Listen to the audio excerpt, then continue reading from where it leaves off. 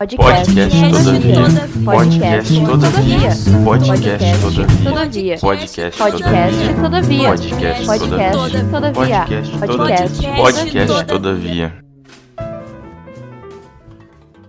Bem-vindos! Eu sou a Luísa Moscato. E eu sou Leandro Santos. E no episódio de hoje, trazemos Vitor Hugo dos Reis Costa, doutorando pela Universidade Federal de Santa Maria, que falará sobre identidade pessoal em Sartre, Ricoeur e Kundera. Muito obrigada, Vitor, pela tua presença. Acho que a nossa conversa vai ser muito boa aqui hoje. Só um recado antes para o pessoal que está ouvindo, que infelizmente a internet da Isadora abandonou ela, então ela não vai estar participando desse episódio. Mas vamos lá. Bom, para começar, né, Vitor, tu poderia contar brevemente ao nosso público quem são Sartre, Paul Ricoeur e Kundera e quais relações você estabelece entre eles na sua tese? Primeiramente, eu queria agradecer a vocês pela generosidade do convite e pela paciência em ter esperado eu passar pelo processo de defesa, né, que aconteceu agora no dia 19 de março. Então, parabenizo vocês pela iniciativa. E, muito bem, né, vamos ao que importa, né? Quem são Jean-Paul Sartre, Paul Ricoeur e Milan Kundera?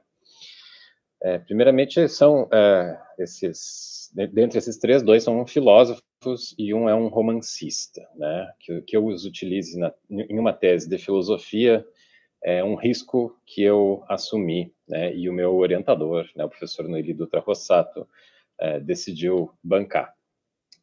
Bom, Jean-Paul Sartre é um filósofo famoso por ser talvez o mais célebre dos existencialistas, até pelo fato de que ele é o único que aceita e reivindica essa designação, né, de existencialista, e que também pode ser considerado um dos intelectuais mais prestigiados e sobre o qual mais se escreveu durante o século XX, se não o mais, né?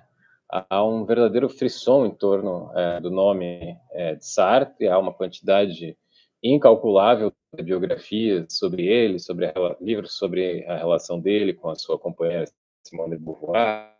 Então, é um pensador que é incontornável investigando as humanidades no século XX, e, do ponto de vista da filosofia, ele é autor, né, de uma obra muito famosa, e tão difícil quanto famosa, né, intitulada O Ser e o Nada, sobre a qual eu escrevi na tese, que eu venho pesquisando há mais de 10 anos. Então, esse autor passa uma boa parte do tempo da trajetória intelectual dele envolvido com esse assim chamado existencialismo, e em razão dos próprios acontecimentos históricos do século XX, a filosofia dele passa por uma transformação e uma aproximação crescente do marxismo, da política da União Soviética.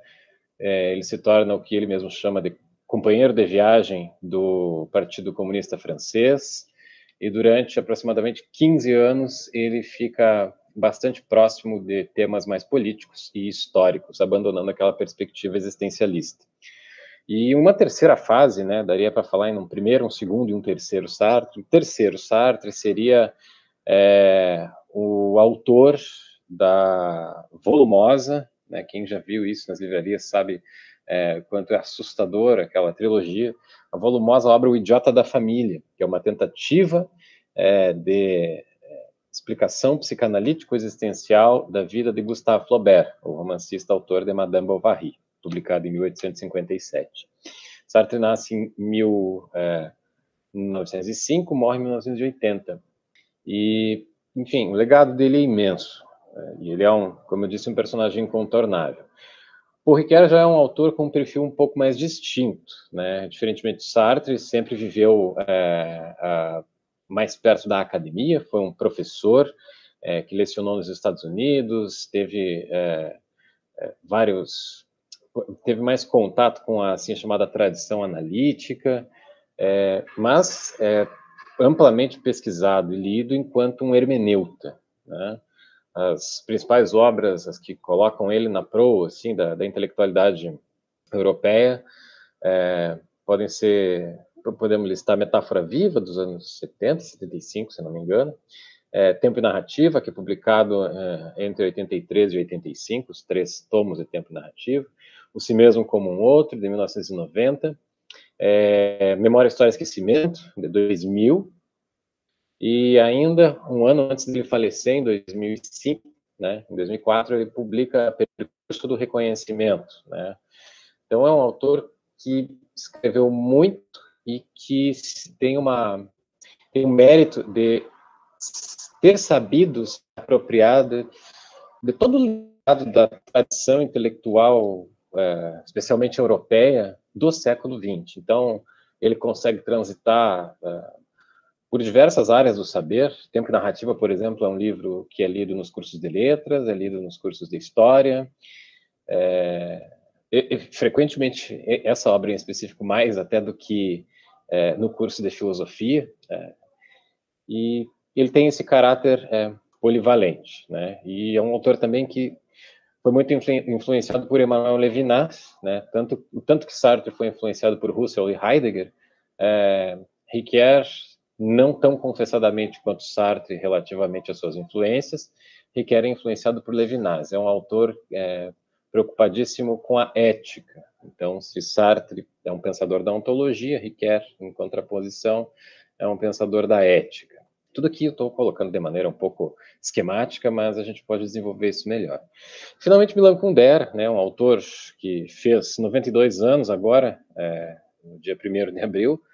Ele é um romancista tcheco, né, que começa a publicar seus romances em 1967, entre 65 e 67, um pouco antes do fim da assim chamada Primavera de Praga, né, época em que a República Tcheca viveu a sua experiência de socialismo com face humana, né, interrompida no dia 21 de agosto de 1968 com a invasão da União Soviética no território da República Tcheca.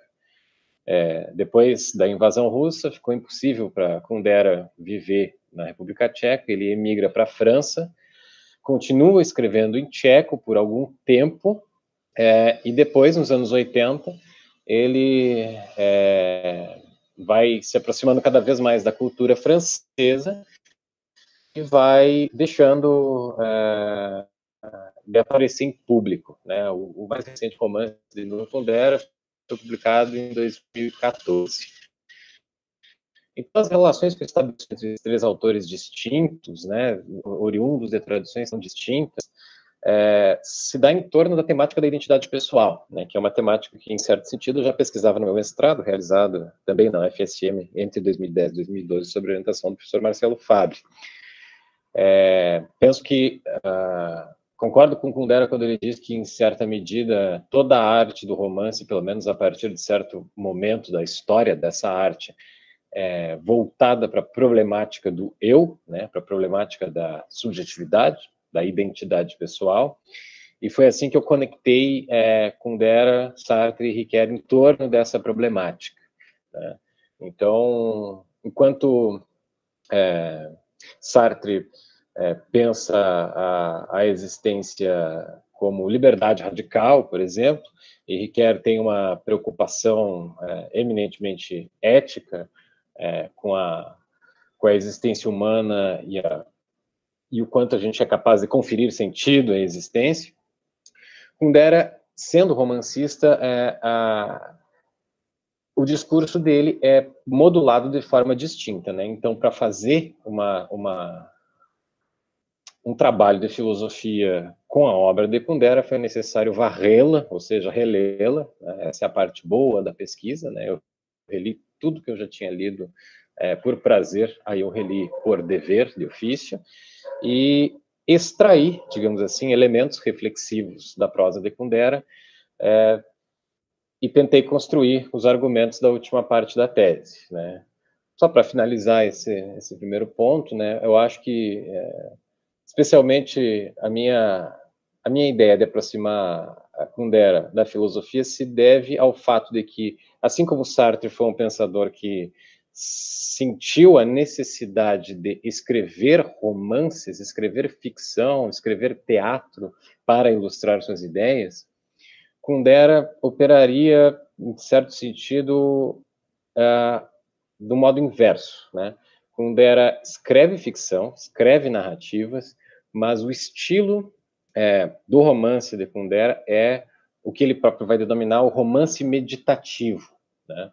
É o romance que pensa, é o romance que alguns consideram tão próximo do ensaio, que com tão baixa densidade narrativa, que eventualmente nem deveria ser considerado romance, né? Para aproximar essas distintas influências, essas distintas fontes da temática da identidade pessoal, a obra de Ricoeur foi uma ponte incontornável, né? Porque, para dizer o mínimo, né, Tempo e Narrativa é uma obra até hoje sem par no que concerne a exploração das relações entre a narração e o pensamento filosófico. Né? Então, grosso modo, né, essas foram as relações do ponto de vista mais formal e metodológico, né? Acho que, para a resposta não ficar muito longa, eu vou encerrar por aqui e, na medida que a nossa conversa for acontecendo, eu vou apresentando melhor, do ponto de vista material, assim, dos temas, dos conceitos, das categorias desses pensadores, como é que eu tentei costurar essas três fontes.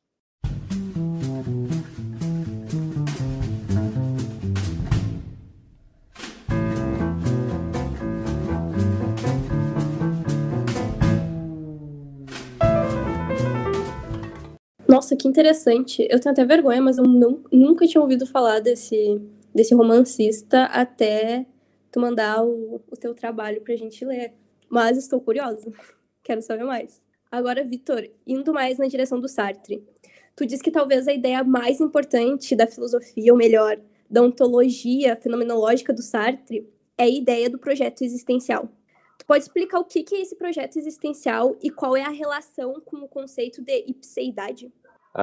Essa pergunta, ela é, talvez, a pergunta que atinge o núcleo de toda a argumentação que eu tentei desenvolver na primeira parte da tese, né?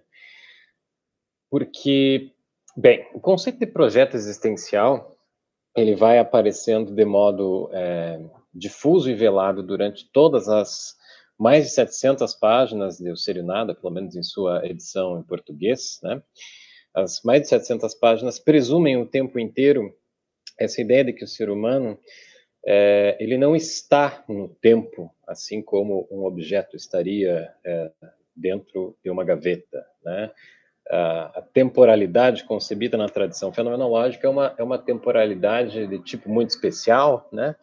Que ela é frequentemente pensada como sendo tendo seu ponto focal, sua fonte na experiência humana, né? Naquilo que se convencionou chamar de experiência de primeira pessoa. Então, de algum modo, sempre estamos orientados para algum futuro, né? Tendo retido em nossa memória e mesmo nas coisas das quais não estamos conscientemente, para as quais não estamos conscientemente atentos, temos um passado e estamos no presente. Essa orientação para o futuro é o que vai ser apresentado no final, especialmente na última parte de O Ser e o Nada, como a noção de projeto existencial, né? É muito curioso que esse projeto existencial, essa orientação existencial que todos nós temos em direção a fins, sejam eles quais forem, sempre são fins singulares, né? Cada indivíduo tem os próprios fins. Essa orientação é uma orientação que, na maior parte das vezes, na maior parte do tempo, a gente não está familiarizado com ela. Grosso modo, seria possível dizer, nós não sabemos bem o que nós estamos fazendo aqui, né? Na vida, na existência, né? E por diversas razões, né? O modo que a estratégia de Sartre, dentro dessa fenomenologia, dentro dessa ontologia fenomenológica, para explicar o porquê de estarmos tão pouco familiarizados com os nossos próprios fins, afirmar que, na maior parte do tempo, nós vivemos de má fé. Isto é, nós dissimulamos de nós mesmos algumas verdades muito desagradáveis e, no lugar delas, apresentamos verdades agradáveis, né? Em especial, um conjunto de verdades desagradáveis é escamoteado da nossa compreensão comum, né? A saber, verdades estruturais, verdades ontologicamente estruturais, né? Eu gosto de operar com 3 conceitos e articulá-los, né? 3 que aparecem em Um Ser e o Nada, que são o conceito de liberdade, responsabilidade e angústia, né? Sartre é o famoso filósofo que disse a célebre frase de que estamos condenados à liberdade, né? O que, em primeiro momento, pode parecer indicar, apontar numa direção de uma interpretação bastante festiva, né? Na verdade, é o contrário, né? Dizer que estamos condenados à liberdade é dizer que respondemos retroativamente a tudo que fizemos, né? A tudo que somos. Não somos nada exceto aquilo que fizemos. Daí a dimensão de radical responsabilidade que a liberdade acarreta. Eu respondo por tudo que sou, porque sou tudo aquilo que faço, né? Os meus desejos, eu respondo pelos meus desejos, os meus valores, as minhas crenças. Nada disso me vem de fora, nada disso me arrebata, nada se passa como se um espírito, né, de súbito tomasse minha subjetividade e exercesse por mim a minha liberdade, né? Bem, essa condição de ser livre e de ser responsável, ela é razão da experiência da angústia, né? A angústia é aquela experiência que surge quando nós refletimos, né? A gente experimenta a angústia num tipo especial de reflexão, que é aquela reflexão na qual o objeto da nossa reflexão somos nós mesmos. Para retomar a frase que eu utilizei aqui, é a hora que nós nos perguntamos o que eu estou fazendo. Pergunta imbricada com essa outra. Quem eu sou, né? Se eu sou o que estou fazendo, né? O que estou fazendo de minha vida? Nesse momento, mesmo que a gente não tenha familiaridade com esses fins últimos na direção dos quais nos projetamos, a suspensão do sentido normal que conforma a nossa vida cotidiana, ela nos coloca em contato, e aí chego no termo que você apresentou, né, que você apresentou na sua pergunta, Luiz, nós entramos em contato com nossa ipseidade, né? É um palavrão, né? Eu gosto de dizer que ipseidade é a palavra mais bonita da língua portuguesa, né? Porque ela designa um tipo muito especial de identidade, né? Depois a gente pode falar mais sobre isso, mas ipseidade significa um tipo de identidade que não é idêntica a si mesma, né? Aqui eu me sinto constrangido, porque é necessário entrar nesse tipo de minúcia dialética, filigrana dialética do pensamento de Sartre, porque o que significa uma identidade que não é idêntica a si mesma, né? Esse conceito que desde a tradição metafísica que radica na Grécia Antiga, né? Como assim é uma identidade na qual A não é igual a A, né?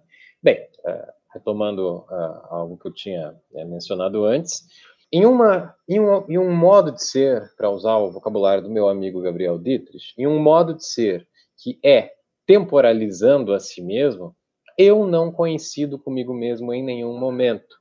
A minha identidade, e é aí que a gente vê como isso se conecta com a questão da identidade pessoal, está sempre em jogo, está sempre em questão. Então, ipseidade é um conceito que nomeia isso que se revela quando a conformação normal do sentido do mundo entra em suspenso na experiência da angústia, né? A gente pode ver aqui uma espécie de variação existencial do problema cartesiano, né? A angústia é uma evidência em primeira pessoa, assim como o cogito cartesiano é uma evidência em primeira pessoa. Eu tenho absoluta certeza que existo quando penso eu sou, né? Porém, o caráter da evidência na filosofia de Sartre é um caráter dramático, né? Porque a constatação eu sou, ela é feita na forma de uma dúvida, e que não é uma dúvida meramente intelectual. É uma dúvida que cobre toda a minha existência em sua mais prosaica normalidade, né? Então, a experiência da angústia revela essa pura ipseidade, essa pura temporalização, essa pura tentativa de capturar o tempo e, capturando o tempo, estabelecer meu ser, né? Que é a existência humana, né? É possível dizer que o grande projeto existencial de todos os seres humanos, por mais que cada um viva de uma forma absolutamente distinta, é um projeto de ser. Ser no sentido de ter identidade. Ou seja, o modo de explicar o conceito de desejo de ser, de desejo de ter identidade, ele seria o expediente que explicaria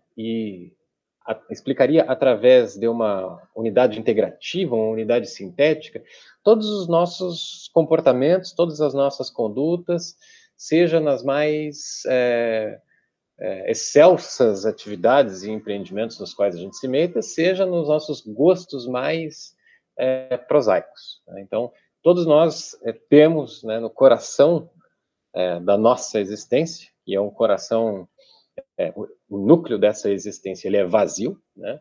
Porque ele se temporaliza o tempo inteiro e nada se estabiliza nele. É essa ipseidade pura que a experiência da má-fé mascara, porque ela, eventualmente, se apresenta na experiência da insustentável leveza da angústia, para usar uma expressão do Milan Kundera.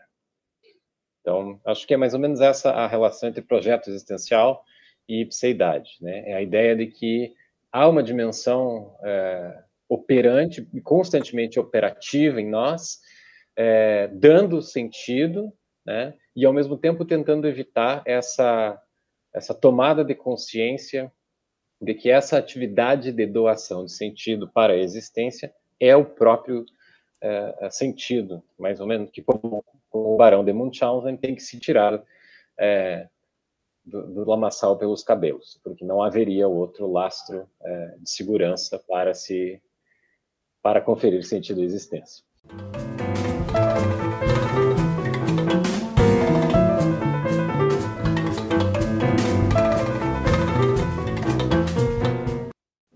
Meu Deus, chegou aquele momento que tá saindo fumaça da minha cabeça, tá ligado? De tanta informação e tanta relação que eu faço com as coisas. Apavorado. Isso é muito lindo! Mas na prática deve ser... Me diz quantas vezes tu teve que chorar em posição fetal enquanto tu escrevia a tua tese?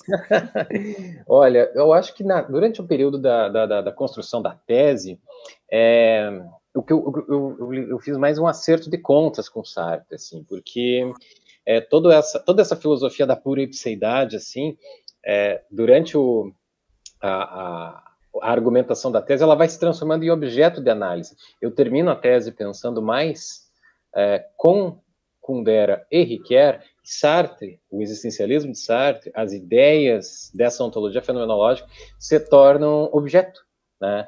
E não mais esse manancial, esse ferramental com o qual se podem pensar as questões.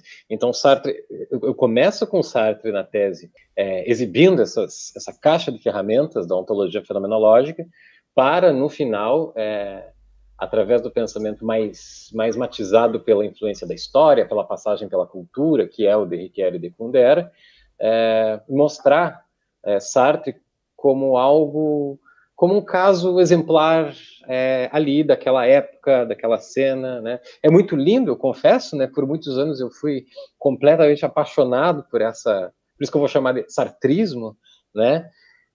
E eu acho que é um pouco esse charme da decadência, às vezes, que atrai as pessoas para a pesquisa da obra do Sartre. Tá todo mundo desamparado, pelo amor de Deus. Exato. Então, vamos dar continuidade, né? O que significa dizer que a ipseidade precede a mesmidade?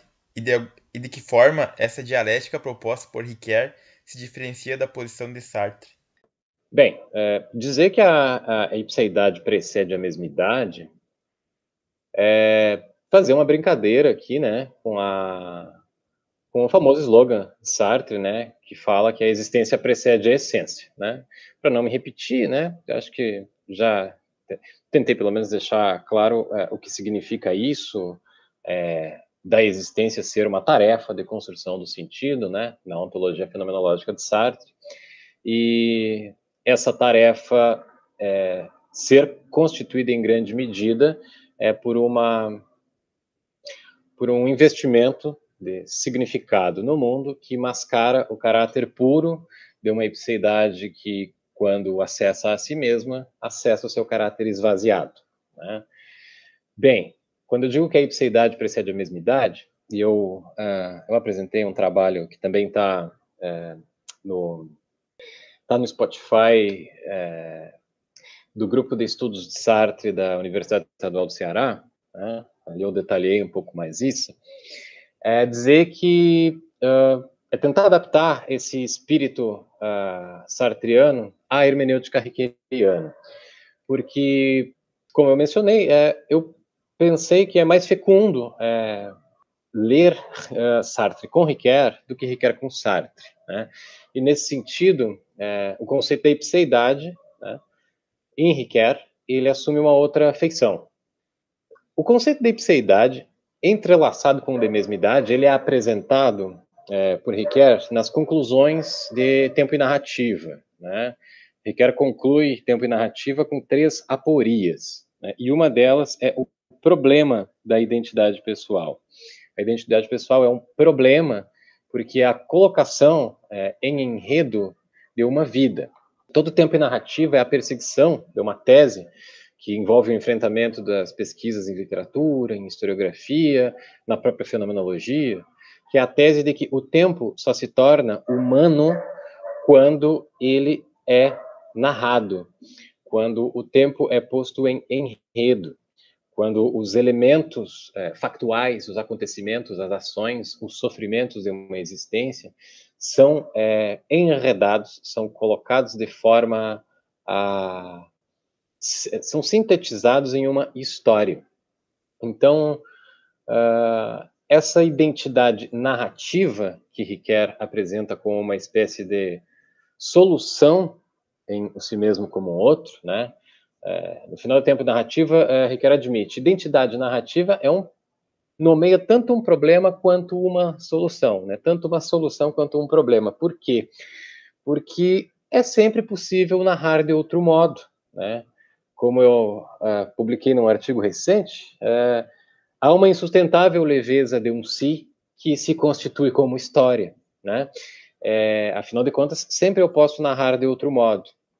Se isso, por um lado, parece um pouco desolador, né? Ricoeur é um daqueles autores que não tem a menor vergonha, o menor pudor de atribuir um valor positivo a certas formas de consolo e superação do sofrimento, ou seja, em alguns momentos é muito importante poder narrar, é muito importante poder narrar diferente, né? É um tema também de Walter Benjamin, né? É preciso que seja possível que o indivíduo traumatizado, por exemplo, elabore uma narrativa, faça um luto, né? Em suma, Ricoeur entende que para o bem ou para o mal, nós sempre podemos narrar de forma diferente. Dizer que a ipseidade precede a mesmidade é dizer que a estrutura temporal da existência humana ela é mais básica do que aquelas qualidades que a gente aparentemente sustenta de forma estável, né? Nossas qualidades de caráter, os estados mentais nos quais a gente está frequentemente envolvido. Essa estrutura de temporalidade aberta para que permite essas sempre diferentes elaborações, ela seria mais básica. Porém, diferentemente de Sartre, né, para retomar o fio da pergunta, Ricoeur não entende que toda e qualquer conformação de sentido para a vida deva ser compreendida na chave do auto-engano, da má-fé, qualquer coisa assim. Muitos estudos têm apontado como há algumas consequências despersonalizantes na filosofia de Sartre, né? O meu próprio orientador, o professor Noeli, é uma dessas pessoas, né, que há quase 10 anos vem frequentemente publicando sobre uma possibilidade de leitura de um Sartre enquanto um místico, né, um indivíduo que, ao pensar que a ipseidade deve preservar-se pura e não perder-se ou alienar-se em qualidades, pode ser lido muito próximo de São João da Cruz, Santa Teresa d'Ávila, Meister Eckhart, né? Ricoeur não jamais compraria essa filosofia da despersonalização, pelo contrário, né? Ricoeur, enquanto um filósofo do sentido, preocupado com uma vida boa para e com os outros nas instituições justas, né, para usar o slogan dele, da sua pequena ética, né, como diz o meu orientador, da sua etiqueta, né, Ricoeur entende que há uma dialética entre esse polo que permanece permanentemente aberto, né, que nos põe, por exemplo, a perseguir as promessas que a gente faz, os projetos que a gente faz, as expectativas que a gente constrói, que é o polo da ipseidade, e o polo da mesmidade, que é aquele polo das qualidades pelas quais a gente pode ser identificado e reidentificado no tempo, né? Basicamente, se a ipseidade nomeia a nossa capacidade de fazer promessas e projetos, a nossa capacidade de lançar-nos em expectativas e possibilidades, mesmidade designa as nossas qualidades aparentemente estáveis. Elas não têm uma estabilidade metafísica, elas não têm uma densidade metafísica, mas elas têm uma importância ética, né? A mesmidade se apresenta na figura do caráter, né? Então, como eu posso prometer se eu não tenho um caráter, né? Por mais trivial que essa frase pareça ser, como podem confiar nas minhas promessas se eu não ofereço esse lastro de caráter a partir do qual, enfim, a minha promessa possa ser fiada, né? Possa ser alvo de confiança. A grande diferença entre esses dois é que, enquanto Sartre pensa que a existência autêntica envolve uma destruição do ego, dessas qualidades estáveis, Ricoeur entende uma dialética, né? Ricoeur é inimigo também das vontades obstinadas que fazem com que as pessoas pareçam petrificadas no tempo, né? Mas ele entende que há que se ter abertura tanto para a inovação quanto para a manutenção das promessas. Eu não estou preso dentro das minhas qualidades, eu sempre posso inovar, mas as minhas qualidades são o lastro que dão confiabilidade à minha palavra. Na topografia que Ricoeur faz no prefácio de Si Mesmo como um Outro, Sartre, no meu entender, foi o que eu apresentei na tese, estaria muito perto de pensadores como David Hume e Friedrich Nietzsche, que entendem a subjetividade como um fluxo ou um feixe de elementos ilusórios, né? Que não haveria nenhum substrato por trás daquilo que a gente chama de identidade pessoal, né? Sartre não dá condições para uma dialética da inovação e da sedimentação de qualidades, de atos, né? Sartre seria, nesse sentido, um pensador da revolução permanente, né? Para usar uma categoria, que acho que é do Trotsky, né? Me corrijam se eu estiver errado.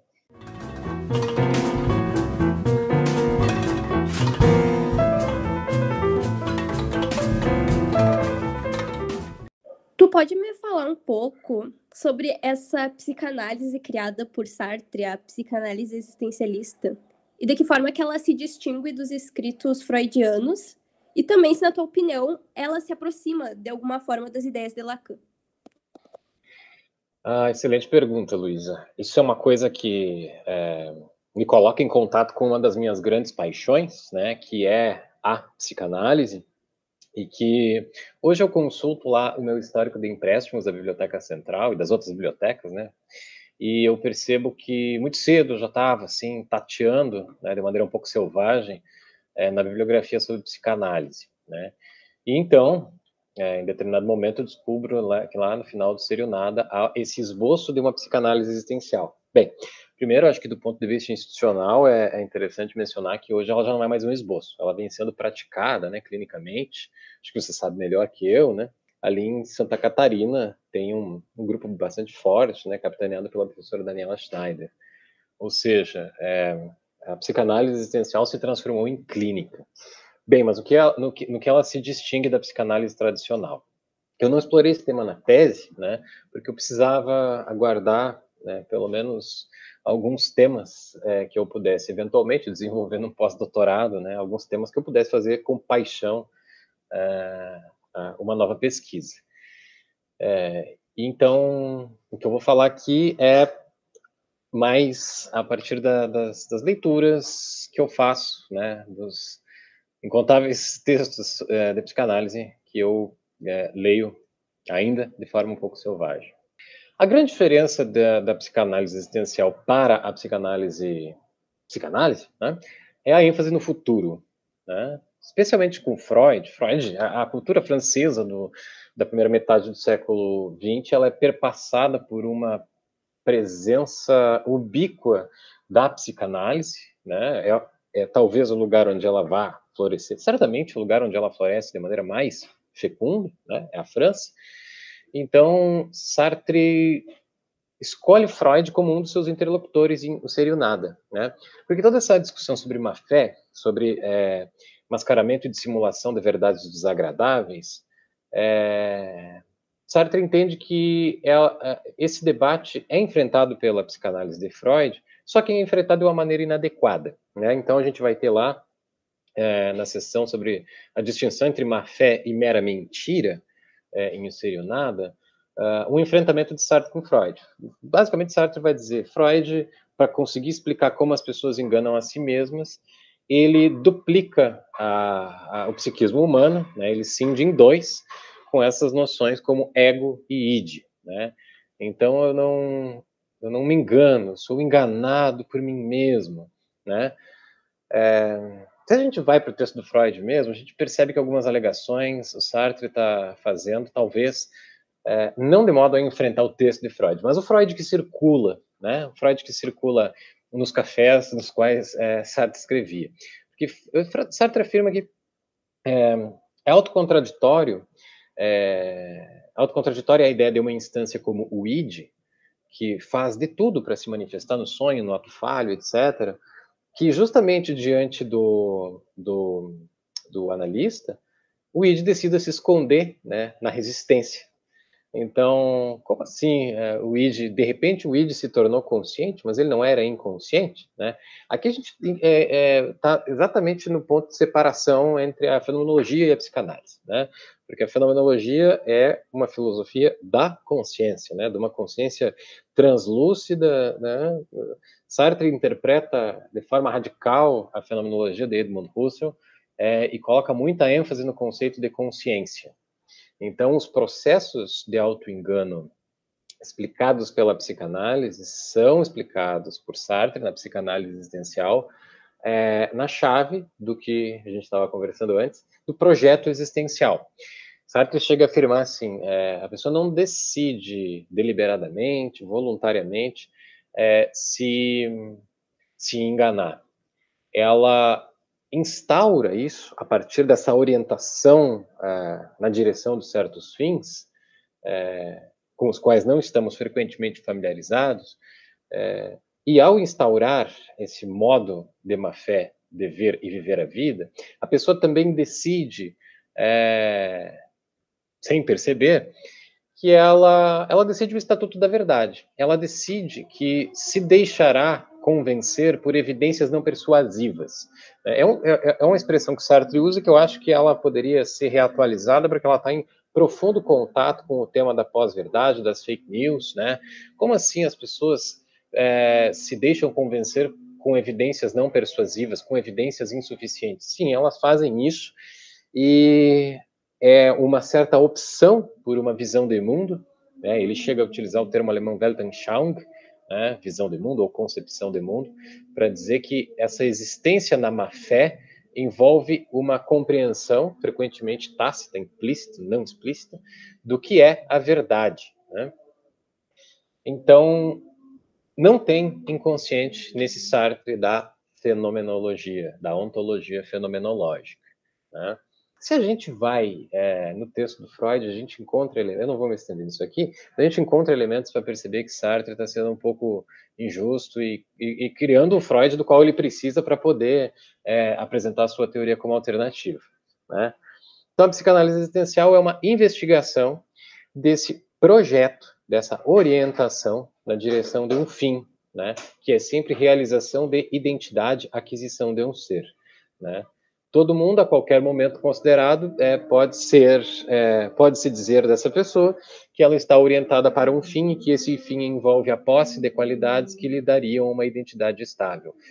A ontologia de Sartre, do modo como ela se conduz, vai dizer que é absolutamente impossível, né, a realização dessa identidade. A questão identitária, né, que é uma palavra que hoje circula muito no mundo da política, né, mas a questão identitária é a questão do ser e o nada por excelência. E ela é uma questão que nasce truncada, né? Ela nasce se resolvendo negativamente, porque não é dado, né, ao existente humano nenhum lastro de possibilidade de estabilização em essência, em identidade e em ser. Então, o que a psicanálise existencial faz, ou pretende fazer, é oportunizar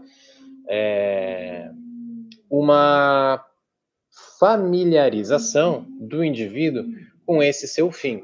A pergunta que surge na angústia, o que eu estou fazendo aqui, para onde eu estou indo, por que eu estou fazendo isso e indo para esse lugar, essa pergunta angustiante, ela é reativada na psicanálise existencial.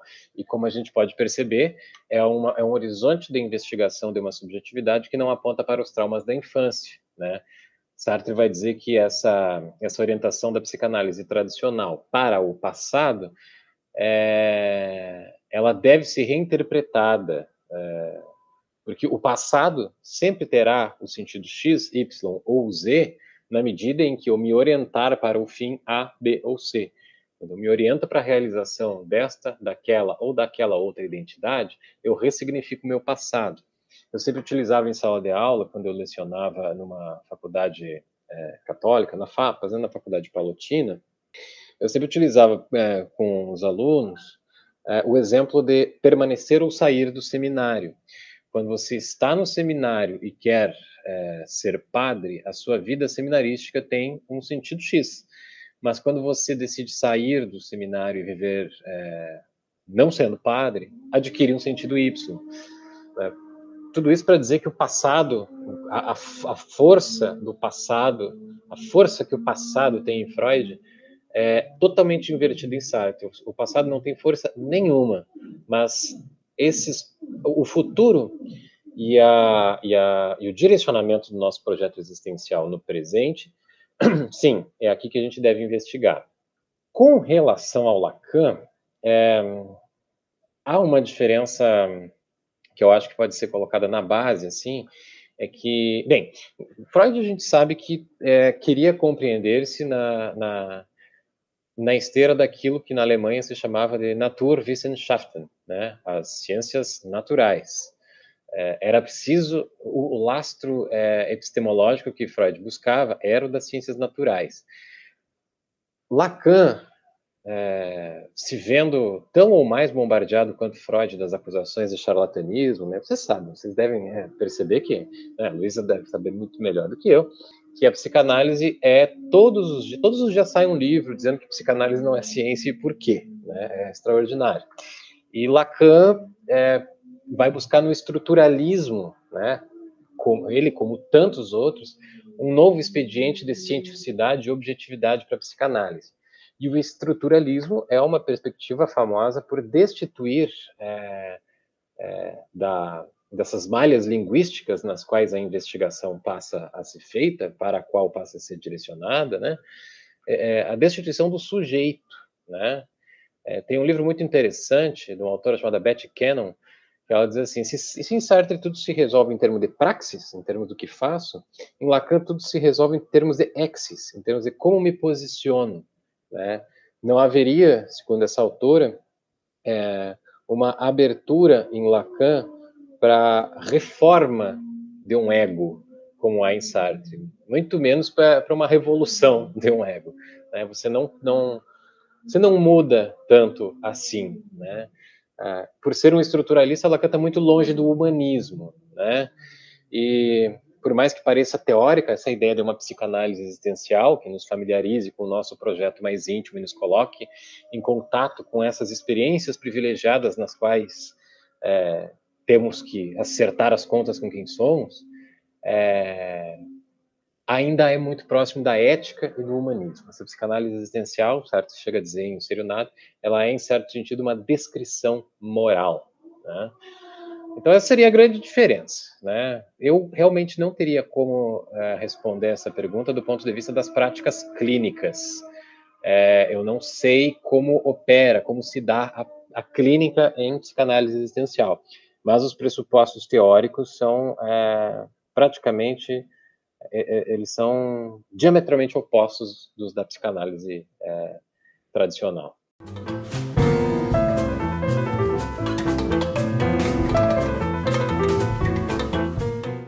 Longe de saber Lacan, porque na verdade, olha, encontrar alguém que sabe Lacan realmente é difícil. Até porque eu tô recém aprendendo. Obrigado, professor Marcos Pipo, você é incrível. Mas essa questão com Sartre, claro que é só um pequeno recorte, tem que ver toda a teoria da psicanálise existencialista dele. Mas me lembrava um pouco de Lacan no quesito quando ele fala sobre não haver uma essência e que, na verdade, só temos máscaras atrás de máscaras e que vivemos nesse mundo da aparência, pela falta. Sim, eu tenho passado muito tempo com os psicanalistas, né? Ou seja, fazendo os deveres de casa, os afazeres de casa, ouvindo palestras de Maria Rita Kell, Christian Dunker, do já saudoso Conrado Caligares, né? E o Christian Dunker, em especial, ele tem um canal no qual a gente entra em contato com bastante teoria, e também tem o canal da USP lá, no qual aparecem palestras bem técnicas dele. Eu me aproximei do Lacan em razão disso aí que você observa, Luiz, da aparente sobreposição de algumas ideias deles.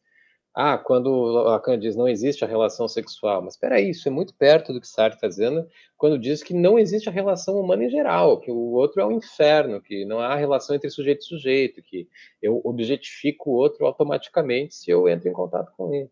Depois... Meu Deus! Eu insisto, né? Há um charme decadentista que perpassa, assim, quanto atmosfera, perfume, nas páginas de O Ser e o Nada, né? É um humanismo bem severo, né? Porque se ele é o humanista, em contraposição a Lacan, decretar, né? Depois ele revê essas posições, ele vai se aproximando cada vez mais de um pensamento moral, né? É muito curioso esse aspecto da trajetória do Sartre. Ele não termina... sempre ele planeja 2 obras e ele não termina a segunda, né? E ele escreveria uma ética que ele nunca publicou.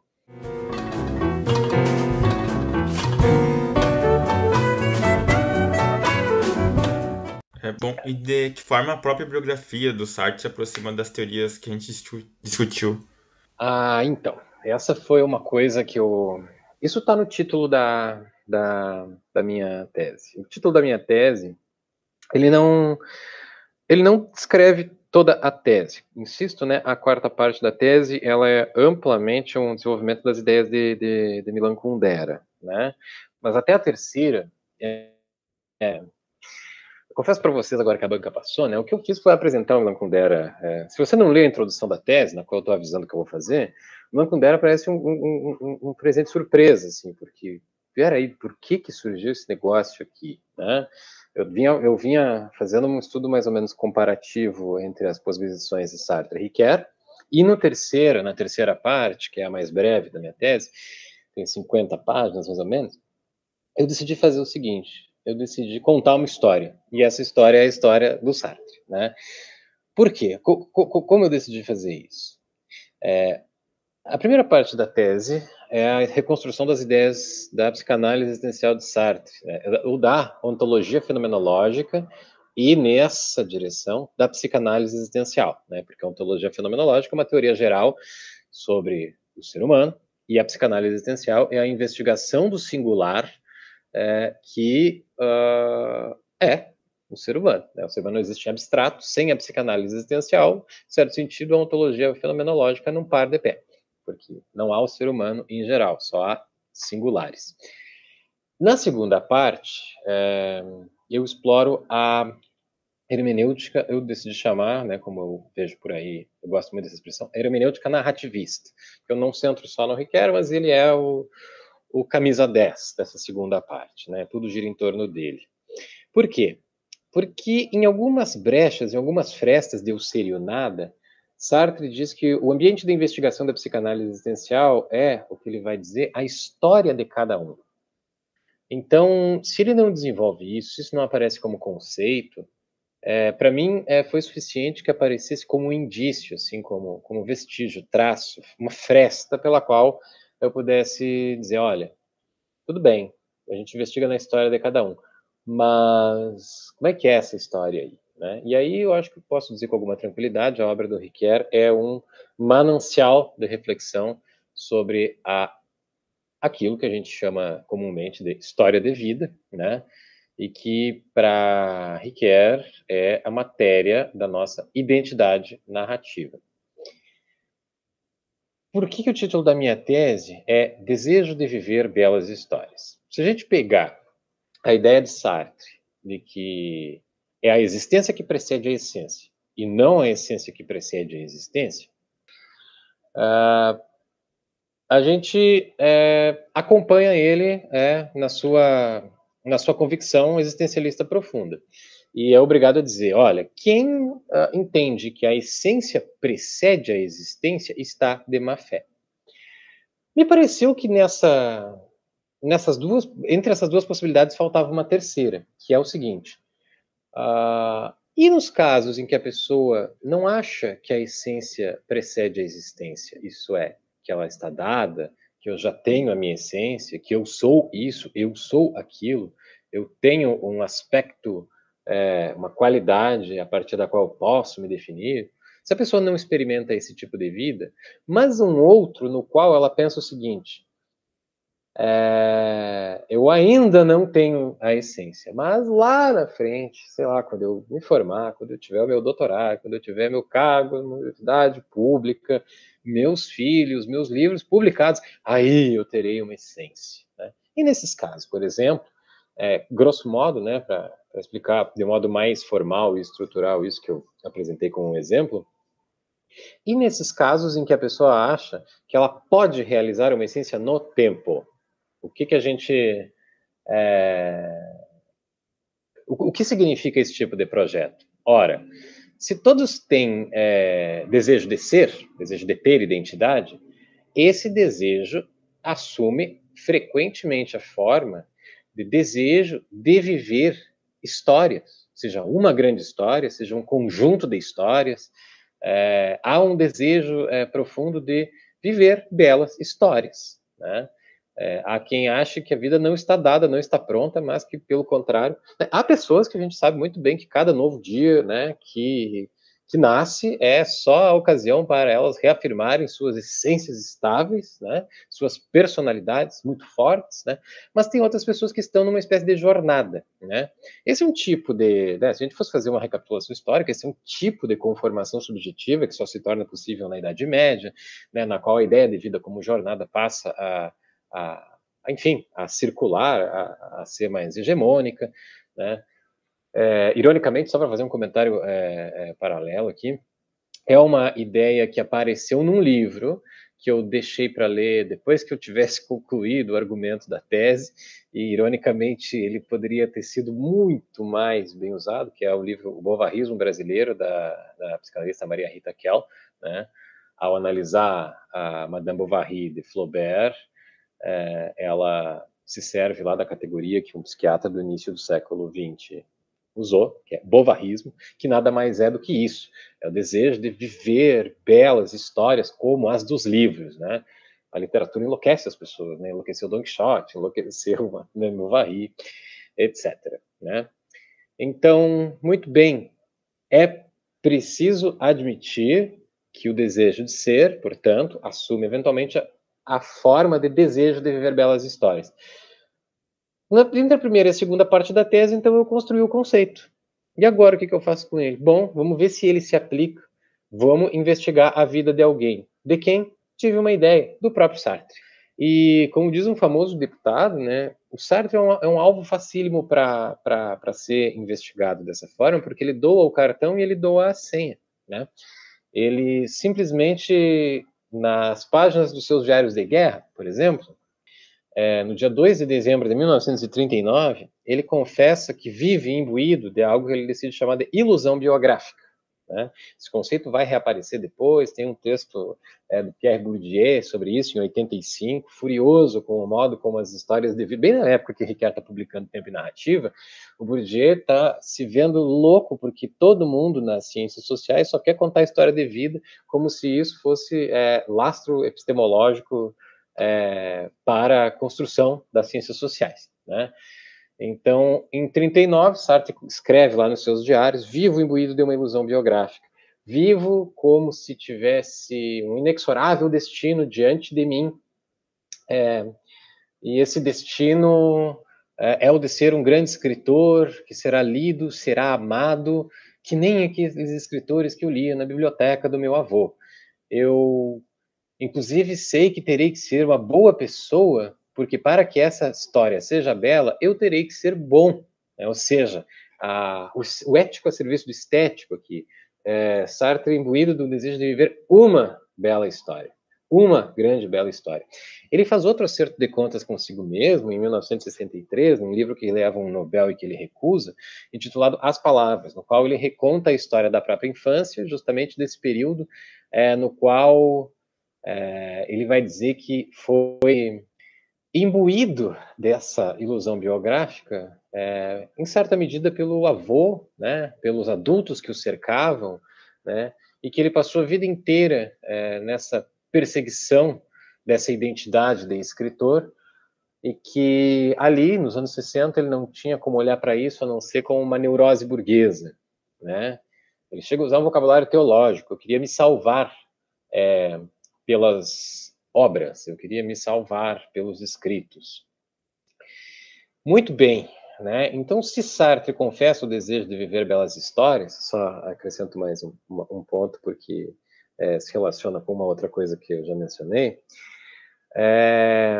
porém, eu fiquei tentado a dizer que são histórias no plural e não história no singular, né? Sartre foi uma criança nos anos 10, né, um jovem nos anos 20, do século 20. O modelo de narratividade ao qual ele foi exposto foi o do grande romance realista europeu, no qual as vidas são grandes, elas têm muita unidade, etc. E tal.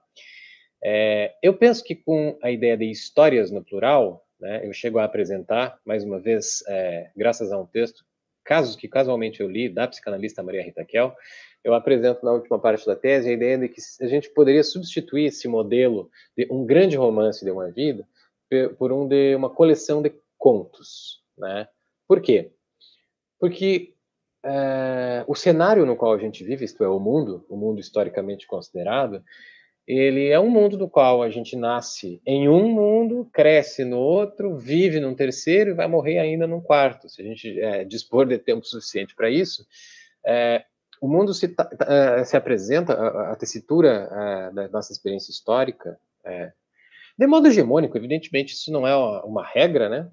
Mas, em grande medida, nós estamos numa circunstância na qual parece pertinente substituir o modelo da unidade narrativa de uma vida, como diz o filósofo Alasdair MacIntyre, pela ideia de coleção de contos. Nós somos constrangidos durante nossa vida inteira a abandonar projetos, descumprir promessas, nossas expectativas se frustram, e a gente se vê em cenários, essa é uma expressão da qual Milan Kundera gosta muito, a gente está representando um papel e frequentemente a peça muda, né? Quem vive no Brasil dos últimos 7 anos sabe precisamente como é isso. Quem está fazendo pós-graduação e indo na direção de um futuro que simplesmente deixou de existir, sabe como é que é isso, né? Então eu acho que a ideia de coleção de contos, é a ideia que eu apresento no fim da tese, ela serve inclusive para ler a biografia do próprio Sartre, de modo que a gente não fique, né, não sei se vocês já tiveram essa experiência, mas provavelmente podem acidentalmente ou propositalmente tê-la, abrir uma biografia sobre Sartre, ou especialmente os biógrafos ainda são um pouco mais consequentes, mas se a gente abre os livros de filosofia sobre Sartre, a trajetória intelectual de Sartre é apresentada com uma ingenuidade que parece que aos 14 anos Sartre já sabia tudo o que queria dizer e fazer na vida, né? Como se ele não tivesse feito exatamente aquilo que as circunstâncias permitiram, exigiram, possibilitaram, etc. Né? Então há um modo muito ingênuo de ler biografias e experimentar, né? Se a vida pode ser narrada é porque ela já é, em certa medida, vivida como história, como diz o Lacan. Há uma maneira muito ingênua de apresentar biografias que eu acho, né, se a gente pode realmente acreditar que dá uma contribuição a um debate, eu acho que essa ideia de coleção de contos no lugar da unidade biográfica de uma vida, unidade narrativa de uma vida, ela é fecunda para, por exemplo, capturar os sujeitos do século XXI. Né? A história do Sartre, das sucessivas mudanças de orientação, de trajetória, de interesse, de projeto, de expectativa, de promessa de Sartre, todas as vicissitudes da história dele, eu acho que também são mais facilmente capturáveis se transformarmos, fragmentarmos essa grande biografia numa série de contos. E dessa forma, eu acho que a gente até ganha. A gente ganha muitos Sartres, né? E a gente ganha, se a gente aplica isso a nós mesmos, a gente ganha muitos si mesmos como outros. Mas também não pode colecionar demais, né? Porque senão a gente expulsa a neurose pela porta, ela entra pela janela. Ah, não tem que explicar a vida inteira, pode deixar umas lacunas. Tá bom, mas eu vou guardar cada conto de cada fase da minha vida. Calma. Nossa, eu tô aqui, ó, achei incrível a forma como tu enxergou essa possibilidade. E aí, o que nos resta? A gente tá vivendo o quê? Uns contos trágicos? Umas comédias? Pois é, o gênero, né? De que gêneros são as nossas vidas, né?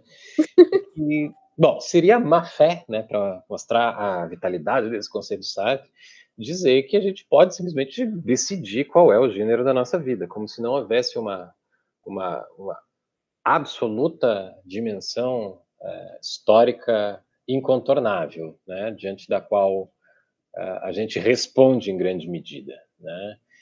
Então, a que gêneros pertencem às nossas vidas, eu acho que há uma dimensão mais coletiva e uma mais singular de responder a isso. E é uma tipificação que eu arrisco fazer na tese, eu vou buscar nos teóricos da história a inspiração para isso, mas é uma tipificação mínima, que é assim, a que gênero pertence à sua vida depende qual é o aspecto do tempo que você privilegia, é o futuro, passado ou presente. Né? As épocas da história humana são marcadas, né? Os medievais achavam, né, que tudo que se precisava saber sobre a história já estava dado, era a época da história magistra vitae. Quando começa a modernidade, né, quando dá a Revolução Francesa, né, fica muito nítido que quem informa é o futuro e o passado foi destituído da sua posição de autoridade. E há alguns historiadores que dizem assim, olha, mais ou menos desde 1989 nós estamos num presente que não passa, né? Acho que é uma experiência que muitos tiveram durante essa pandemia, né? Um tempo que simplesmente não escoa, né? Os dias se repetem e morrem e a gente não sente a experiência da passagem do tempo, né? Então, de certo modo, né, a gente experimenta do ponto de vista coletivo, a gente está a história do nosso mundo nesse momento ela é presentista, né? Ela não nos pede muito, ela só pede que a gente, quais são as grandes escolhas que a gente tem que fazer, das marcas que a gente gosta mais, o nosso sabão preferido, né? A nossa cerveja preferida, né? As decisões são momentâneas, assim, né? Não venha com grandes projetos de país, projeto de futuro, esse tipo de coisa não tem mais lugar no nosso clima histórico.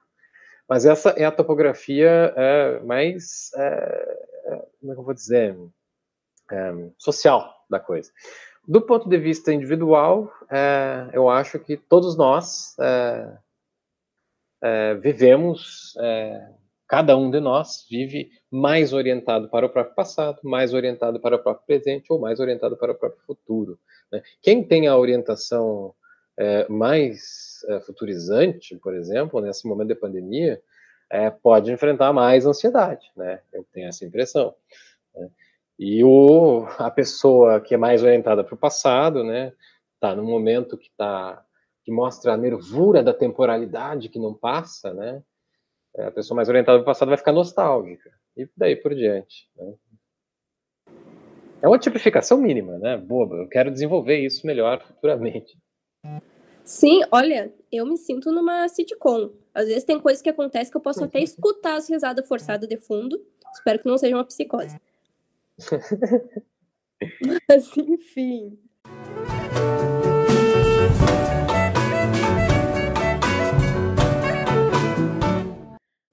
Vitor, infelizmente a gente tá chegando no final. Nossa conversa tá muito boa mesmo. E, Concordo. como sempre, vamos fazer as perguntinhas, né, as mais fáceis agora. Que é, o que te levou a fazer a filosofia e, ao teu ver, qual é o papel que a filosofia pode vir a cumprir na vida das pessoas? Uma é muito fácil de responder e uma é completamente impossível, mas é muito, muito difícil, completamente impossível, não. Mas, bem, qual é a fácil, né? É fácil responder o que me levou a fazer filosofia, né? Para ser fiel ao espírito dos autores sobre os quais a gente conversou aqui hoje, eu vou dar uma resposta que é completamente decepcionante. Foi o mais puro acaso, né, que me levou a fazer filosofia. Mas quando eu digo isso para algum amigo, né, especialmente o meu colega Gabriel Dietrich, como assim foi por acaso, Vitor? Você é um vocacionado. A gente está há 10 anos conversando sem parar, como se estivesse preso lá na peça do Sartre, né, no inferno sartreano lá. Como assim foi por acaso? Mas foi. Foi um grandíssimo acaso, porque no ensino médio eu fazia teatro. E foi o professor Cristiano Bittencourt, né, que hoje posso estar mal informado, mas eu acho que ele está trabalhando na UFN com pedagogia, e ele dava aulas, né, nós éramos muito mais jovens, isso já faz 18 anos, eu aporrinhava o professor Cristiano, né, que dava aulas de teatro para nós no ensino médio de graça, assim, por amor ao teatro. E eu, mas quem é Brecht? Quem é Beckett? Não sei o quê. Eu só queria saber dos bonequinhos, né? Quem são esses autores? Ionesco. Mas e o Sartre, né? O Sartre também é um autor do teatro. E ele assim, Vitor, você já leu o Mundo de Sofia? Não. É porque você gosta muito das ideias das pessoas, né? Você tem que ler o Mundo de Sofia. E eu, eu acho que você deveria fazer filosofia. Filosofia? Uma faculdade de filosofia? Nunca tinha me ocorrido essa ideia. E eu ia jogar, né? Quem é mais antigo vai lembrar que nessa época as pessoas, até 2010, eu acho, 2011, não me lembro bem, as pessoas entravam por um processo seriado chamado PEIs na Universidade Federal de Santa Maria, né? Então eu fiz uma prova no primeiro ano, uma prova no segundo ano, e eu ia desperdiçar toda essa nota que eu adquiri nos 2 anos anteriores, tentando a prova para psicologia, né? E aí eu ia jogar tudo fora. Eu entendo essa dor. Daí apareceu essa dica.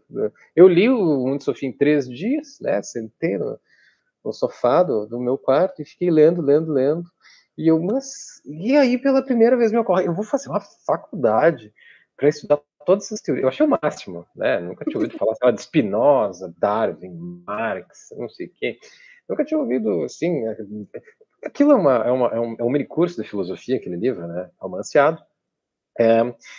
E aí eu mudei e fiz e passei, né? Dos 8 que passaram pelo PEIs naquele ano, eram 40, 32 pelo vestibular, 8 pelo PEIs. Eu entrei pelo PEIs, né, no 8º lugar, a última vaga daquela turma 2004 foi minha, e é muito curioso lembrar, assim, como tudo começa. O que eu tinha lido, sei lá, no verão entre 2002 e 2013? Eu tinha lido toda a obra que o Paulo Coelho disponibilizou em PDF, assim.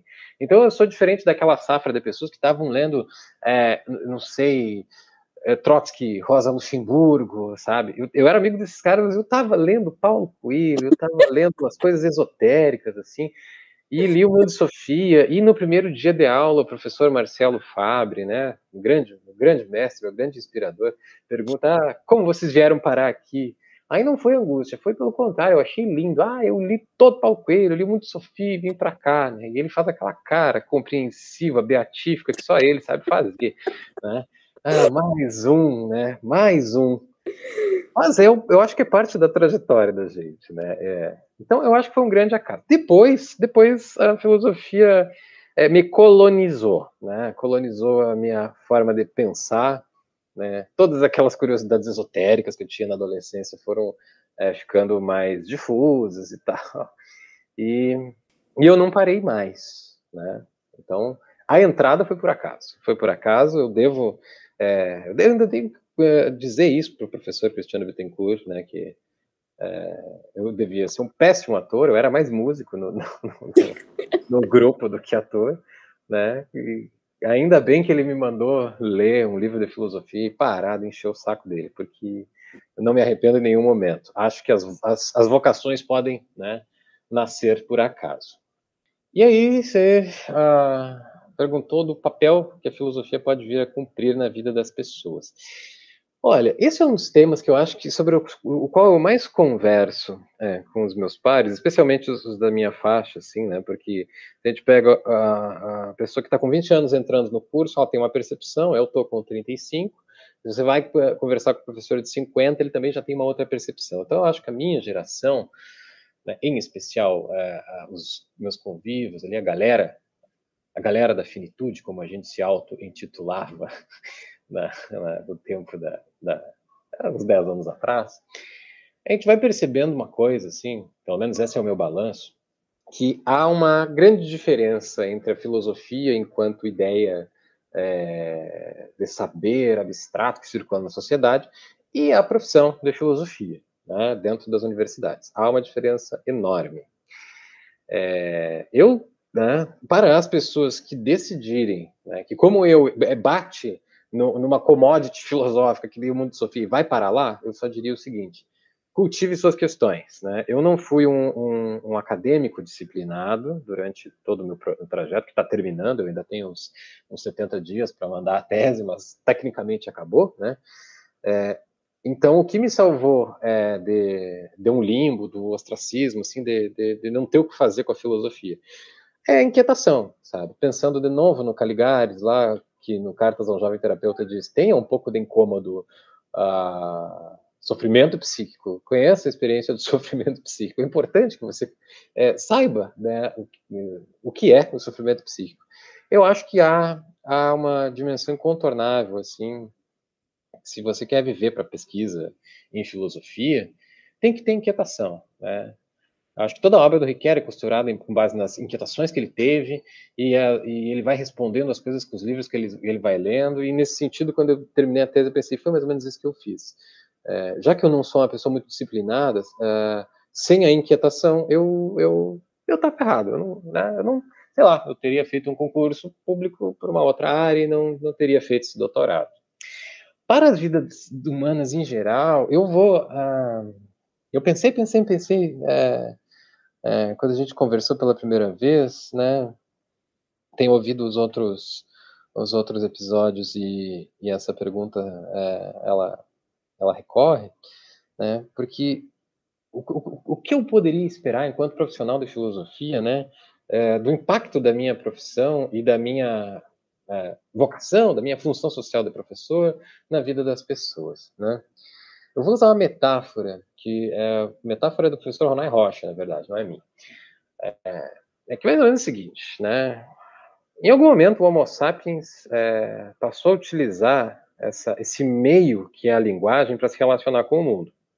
E, de certa maneira, perdeu 99,9% do acesso direto ao mundo, né? A gente vive linguisticamente mediado nesse mundo. A gente povoa o mundo com sentido para poder habitá-lo, né? Isso é feito com linguagem. E a filosofia é uma espécie de aplicativo nesse sentido. né, para não usar essa metáfora tão tecnológica, assim, tão, né, que aponta para o mundo da tecnocracia, né, eu vou dizer assim, a filosofia é uma modulação da reflexão, né? Aí, mas qual a filosofia, né? Há uma tradição analítica, tem a filosofia continental. Na filosofia continental, a fenomenologia e a hermenêutica se distinguem. Então, que filosofia é essa que é uma modulação do nosso acesso ao mundo? O que é esse modular-se especial que faz com que a filosofia se distinga, por exemplo, de outras humanidades? Acho que o professor Ronay resume bem quando ele diz assim, ó, é uma reflexão de segunda ordem, né? Você fala a partir de uma posição de segunda ordem daquilo que você fala em primeira ordem, né? O vocabulário fenomenológico para isso é vivência e reflexão. Primeiro eu vivo, depois eu reflito sobre a minha vivência, né? E a filosofia, ela poderia ser mais presente.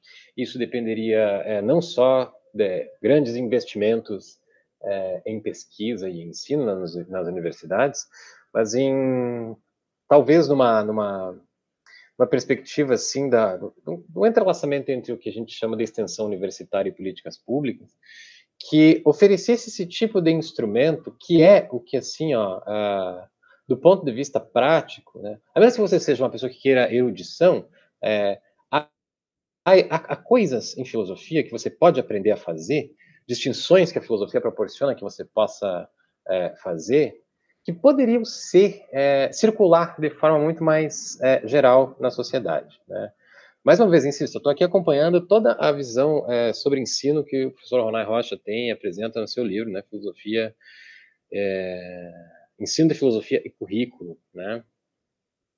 Então, o papel que eu queria que a filosofia tivesse na vida das pessoas, não uma filosofia em específico, não uma metodologia em específico, é que ela proporcionasse oportunizasse, instigasse. Para isso, ela precisaria estar mais e diferentemente presente no nosso imaginário social, né? Essa tomada de posição de segunda ordem, seja que direção isso vá dar, sabe? Acho que boa parte dos horrores, das coisas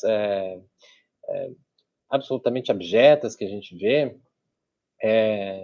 passa por muita coisa, mas também por uma recusa quase que apavorada disso que a filosofia faz, que é colocar as coisas em segunda ordem, tematizar a partir da segunda ordem. Parece muito abstrato o que eu estou falando, mas é basicamente, se eu quiser ser fiel à pertinência de tudo isso que eu falei na tese, eu acho que a filosofia nos coloca em contato, sim, com verdades muito desagradáveis, às vezes, né?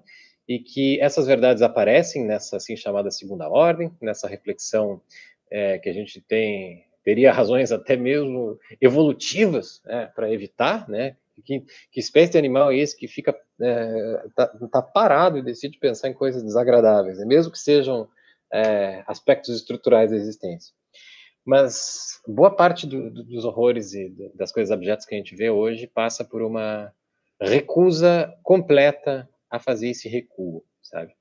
Então eu queria que a filosofia, quanto à atitude, né, uma atitude filosófica, você pode ser qualquer coisa na vida, mas essa capacidade de colocar o fluxo do cotidiano entre parênteses e a partir de algum conceito, alguma ideia, alguma metáfora que lhe inspire, se você consegue fazer isso inspirar uma reflexão sobre o que você tem vivido, eu tenho certeza que é esse tipo de ato mental assim que vai sedimentando aquilo que a gente pode considerar mudanças na nossa personalidade, né? Elas são pequenas, elas são modestas, né? Não há nada de heróico em fazer filosofia, em pensar filosoficamente, né? Mas eu acho que elas, para ser... Agora vai ficar romântico, né? Mas para fazer jus a um legado de 2.300 anos, que a gente adora falar em público, né? Uma vida examinada é melhor que uma vida não examinada, né? Eu gosto muito da narração para isso, mas o pensamento reflexivo, ele melhora a vida. Você vive melhor quando pensa mais. Nossa, Vitor, eu amei nossa conversa, foi incrível. Sou a favor depois que passar toda essa situação crítica. Me sinto um pouco ingênua falando isso, mas tudo bem. De reunir uma galera pra gente se embriagar de filosofia. De cerveja também, se quiser, acho válido. Eu também estou muito ansioso e estou muito feliz também pelo convite. Uma semana e um dia depois da defesa da tese, eu fiz uma fala também para o grupo de hermenêutica da Universidade Federal do Piauí, de modo totalmente casual, por esses encontros que esse novo espaço social que a internet proporciona. E estou muito feliz de estar aqui também conversando com vocês. Agradeço a oportunidade. Acho que vocês têm mais aqui tocar esse projeto bonito, né? Quando zerar todas as pessoas da filosofia FSM, né? Para abrir, enfim, fazer mais. É muito bom isso aí, muito bom. Vocês estão de parabéns. Obrigado. Acho que é isso, né, Vitor? Sempre muito claro em todas as explicações. Gostaria de agradecer mais uma vez, né? Então, tchau, tchau. Tchau, tchau, um abraço.